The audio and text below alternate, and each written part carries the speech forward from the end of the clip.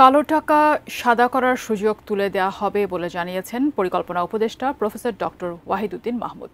রাজধানীর গুলশানে একটি হোটেলে বাজেট 25-26 এবং এলডিসি গ্র্যাজুয়েশন অনুষ্ঠানে একথা জানান পরিকল্পনা উপদেষ্টা।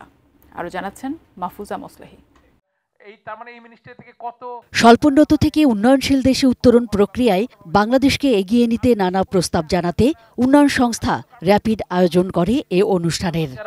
নিম্ন আয়ের শ্রমিক আছে বাংলাদেশে। আগামী বাজেটে কর জিডিপি বাড়াতে কর প্রদানের পদ্ধতিকে আরও সহজ করার মধ্য দিয়ে ভ্যাট দিতে উৎসাহ প্রদানের পরামর্শ তুলে ধরেন বক্তারা। এলডিসি গ্র্যাজুয়েশন এটা একটা বিশাল কনন্ড্রাম। অনেকেই ভাবে যে আমরা রেডি না, আমাদের কোনো এফটিএ ওরকম কোনো ইম্পর্টেন্ট দেশের সাথে নেই। তো আমাদের যেটা লাগবে is FTA with countries like UK and other European union countries. আমাদের যদি ডোমেস্টিক রিসোর্স মোবিলাইজ করতে হয়, এইটা আমাদের জন্য একটা অপরচুনিটি, যারা আমরা যেন ডাইরেক্ট ট্যাক্সেশন দিকে যেতে চাই। আমাদেরকে চিন্তা করতে হবে ইনকাম ট্যাক্সেশন আমরা কিভাবে এটাকে আরও বেশি প্রোগ্রেসিভ করতে পারি, প্রপার্টি ট্যাক্সেশন কথা চিন্তা করতে হবে, ওয়েলথ ট্যাক্সের কথা চিন্তা করতে হবে। দেশে অর্থনৈতিক স্থিতিশীলতা না এলে এলডিসি গ্র্যাজুয়েশন সম্ভব নয় মন্তব্য করে এই লক্ষ্য অর্জনে শিক্ষা ও স্বাস্থ্য খাতে বরাদ্দ বাড়ানোরও তাগিদ দেন অর্থনীতিবিদরা। হেলথ সেক্টরে অনেক কিছু ছিল, সেই জায়গাগুলোতে কিছুটা সমস্যা রয়ে গেছে। কারণ বাজেট ওভারঅল বাজেট ফ্রেমওয়ার্কটা হয়তো ভবিষ্যতে আরও রিফর্মস করতে হবে, যাতে করে ভালো কোয়ালিটি সম্পন্ন এডুকেশন হেলথ এক্সপেন্ডিচারগুলো আনা যায়, সেই জাতীয় রেসপেক্টিভ মিনিস্ট্রিগুলো হয়তো কাজ করতে পারে। তো আমাদের ইকোনমিক ডিপ্লোমেসিতে সিরিয়াস ঘাটতি আছে। এডুকেশন না হলে তো এদেশে ইনোভেশন হবে না। আপনি মানুষ তৈরি করছেন কোথায়?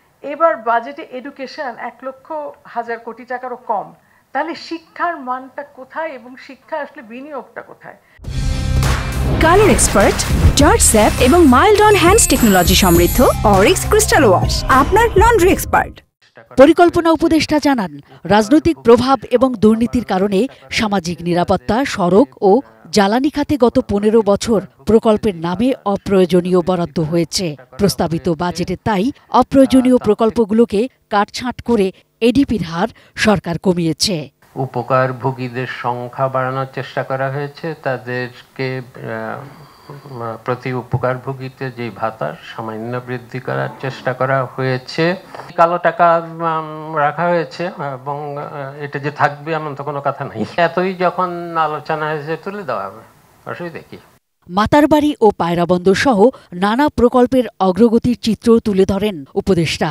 সামাজিক সুরক্ষার ক্ষেত্রে কি মাহফুজা মোসলেহি, এটিএন নিউজ, ঢাকা।